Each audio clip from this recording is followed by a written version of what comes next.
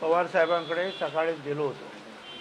अर्थात त्यांची काही अपॉइंटमेंट वगैरे मी काही घेतली नव्हती. फक्त ते घरी आहेत एवढं मला कळलं होतं आणि म्हणून साधारणपणे मी 10:15ला तिथे गेलो. परंतु ते झोपलेले होते तब्येत बरी नसल्यामुळे. त्यामुळे मी 1-1.5 तास थांबलो आणि मग ते उठले आणि त्यांनी मला बोलवलं आणि ते बिछाण्यावरच झोपलेले होते कारण तब्येत बरी नसल्यामुळे ते काही उठले नव्हते. आणि मग बाजूला मी खुर्ची ठेवून आम्ही दोघे जवळजवळ 1.5 तास आम्ही सगळी चर्चा केली आणि मी त्यांना सांगितलं की मी काय कुठलं राजकारण घेऊन आलेलो नाही, मंत्री म्हणून सुद्धा आलेलो नाही, आमदार म्हणून सुद्धा आलो नाही, कुठली पक्षीय भूमिका माझी नाही.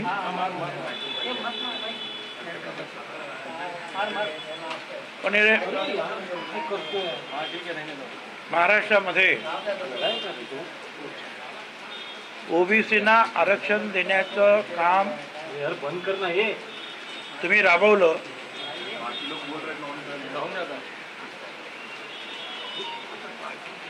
आणि आता राज्यामध्ये जे आहे काही जिल्ह्यांमध्ये फार स्फोटक अशी परिस्थिती निर्माण झालेली आहे.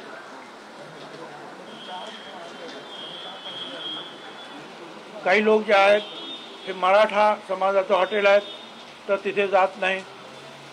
काही लोक हे ओबीसी समाजाचं, धनगर समाजाचं किंवा वंजारी समाजाचं, माळे समाज कुणाचं आहे त्याचं एखादं दुकान आहे तर तिथे मराठा समाज जात नाही. तर अशी सगळी परिस्थिती जी आहे राज्यामध्ये निर्माण झालेली आहे. राज्याचे एक ज्येष्ठ नेते म्हणून तुमची जबाबदारी आहे आता की ही शांतता राज्यामध्ये निर्माण झाली पाहिजे. त्यांना आठवण करून दिली. बाबासाहेब आंबेडकरांचं नाव मराठवाडा विद्यापीठाला देत असताना असाच मराठवाडा पेटला होता आणि अशा वेळेला मग तो शांत करून शेवटी जे आहे तुम्ही निर्णय घेतला की सरकारचं काय होईल ते होईल, पण आपण हे काम केलं पाहिजे आणि त्यानुसार तुम्ही मराठवाडा विद्यापीठाचं नाव, बाबासाहेब आंबेडकरांचं नाव त्याला जोडलं. पण आज अशी परिस्थिती आहे आणि तुम्ही आलात नाही. तर त्यांचं असं म्हणणं होतं की आम्हाला काही माहिती नाही की जरांगेकडे मंत्री, मुख्यमंत्री भेटले, त्यांनी काय त्यांच्याशी चर्चा केली, आश्वासनं दिली हे आम्हाला माहिती नाही.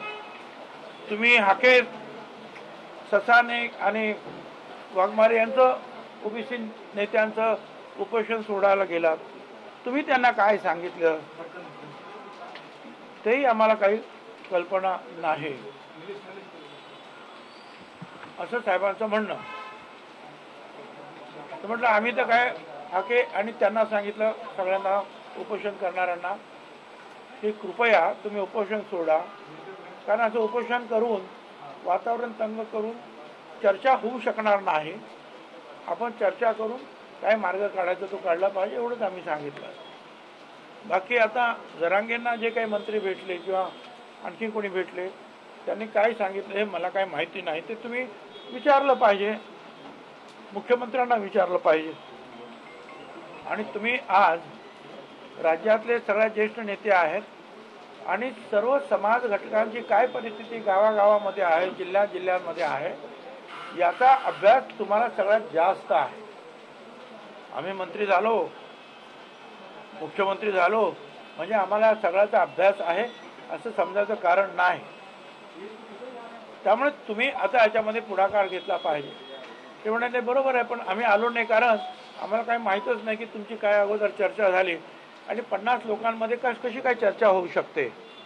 म्हटलं ठीक आहे, तुम्ही बोलवा कोणाकोणाला, आम्ही तुमच्याकडे यायला तयार आहोत. तर ते म्हणाले नको, माझ्याकडे मीच आता असं करू. मग त्यांनी विचारलं कोण कोण काय काय काय काय कोणाकोणाची मतं आहेत, सर्व पक्षातले कोण कोण काय काय.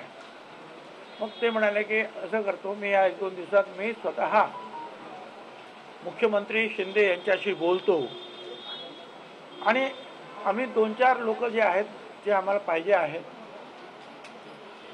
ती आम्ही एकत्र बसतो आणि काय झालं, काय होत आहे, काय करायला पाहिजे आणि कसा हा प्रश्न जो आपल्याला सोडवता येईल याच्यावर मी चर्चा करायला तयार आहे. आता सध्या माझी तब्येत पण बरी नाही आहे, परंतु या 2 दिवसामध्ये मी बोलतो आणि मी त्यांना सांगितलं की तुम्ही बोलवले, तुम्ही सांगितलं तर सगळे मंत्री येणार, मुख्यमंत्रीसुद्धा येणार, चर्चा होणार. आणि मला इथे तुम्हाला हे सांगायचं आहे की हा प्रश्न सोडवावा, सुटावा ओबीसीचा, मराठा समाजाचा आणि तंग झालेलं वातावरण हळूहळू हे शांत व्हावं, हा या पाठीमागचा माझा हेतू आहे. यासाठी अर्थात मी कुणालाही भेटायला तयार आहे. उद्या मला जर असं वाटलं की राहुल गांधींना सुद्धा भेटलं पाहिजे किंवा प्रधानमंत्र्यांना भेटलं पाहिजे तर मी त्यांनासुद्धा भेटेन, परंतु राज्यातलं वातावरण शांत असलं पाहिजे. गोरगरिबांची घरं जी आहेत ही पेटता कामा नये, एकमेकाच्या जीवावर कोणी उठता कामा नये आणि वातावरण शांत राहावं, हा त्याच्या पाठीमागचा माझा हेतू आहे. याच्यामध्ये कुठलंही राजकारण नाही. पवारसाहेब पण म्हणाले की ठीक आहे, तुम्ही मीडियांना सांगा की आम्ही याच्यात राजकारण आणणार नाही, तेवढा एक सामाजिक प्रश्न म्हणून जे आहे मी ह्या 2-4 लोकांबरोबर चर्चा करून काय मार्ग काढायचा आहे त्याच्यावर आम्ही चर्चा करू. हे तेवढंच जवळजवळ आम्ही 1.5 तास बोलत होतो. कुठे कुठे काय काय झालं ते मी त्यांना सगळं सांगितलं. वकील लोक काय काय बोलतात ते सुद्धा मी सांगितलं. धनगरांचा जो प्रश्न आहे त्याच्यावर सुद्धा चर्चा झाली, त्याच्यावर काय आहे ते मी त्यांना बोललो. त्यांनी मला काही गोष्टी सांगितल्या. हे अशा रीतीने जे आहे सर्व साधक बाधक चर्चा जी आहे सर्व समाजाची जी आहे त्यांच्याबरोबर झाली आणि ते तयार झालेले आहेत. 2-4 लोकांना मी बोलवतो किंवा मी त्यांच्याकडे येतो, मुख्यमंत्री त्यांना बोलवून घेतील आणि आम्ही त्यांच्याबरोबर बसून चर्चा करू. सगळ्या ओपनमध्ये सगळीकडे ही चर्चा होणं जरा कठीण दिसतं, कारण त्याला राजकारणाचा ताबडतोब कोणीतरी वास लावून टाकतं आणि त्याच्यामुळे जे आहे प्रश्न सुटण्याऐवजी ते अवघड बनत जातात. त्याच्यामुळे आम्हीच अगोदर समजून घेतो की नक्की काय करता येईल आणि काय करायला हवं, काय पावलं उचलायला पाहिजे. भुजबळ साहेब, काल तुम्ही बारामतीमध्ये विधान केलं होतं की एका नेत्याने फोन केला आणि त्यामुळे विरोधी पक्षाने आले नाही. तो मग आज तुम्ही तिथे गेलात, याच्यामुळे एक राजकीय चर्चा थेट सुरू होते की भुजबळ खरंच पक्षांतर करू पाहतात का, स्वगृह जात आहेत का? हा राजकारणाचा विषय नाही आणि मला जे सभागृहात जे झालं, जे काही लोक बोलले ते मी तिथे बोललो आणि मी मग परत तुम्हाला सांगतो ना, मला राजकारणाची पर्वा आहे ना, मंत्रिपदाची ना आमदारकीची. राज्य शांत राहिलं पाहिजे, गोरगरिबांमध्ये दुफळी निर्माण होता कामा नये, हा त्याच्या पाठीमागचा हेतू आहे आणि त्याप्रमाणे मी ओपनमध्ये सुद्धा बोलतो आणि साहेबांबरोबर सुद्धा बोलतो. आणि मग मी सांगितलं यासाठी मला आणखीन कोणाशी जर भेटण्याची जर इच्छा झाली आणि मला तशी परवानगी भेटेन त्यांना जाऊन.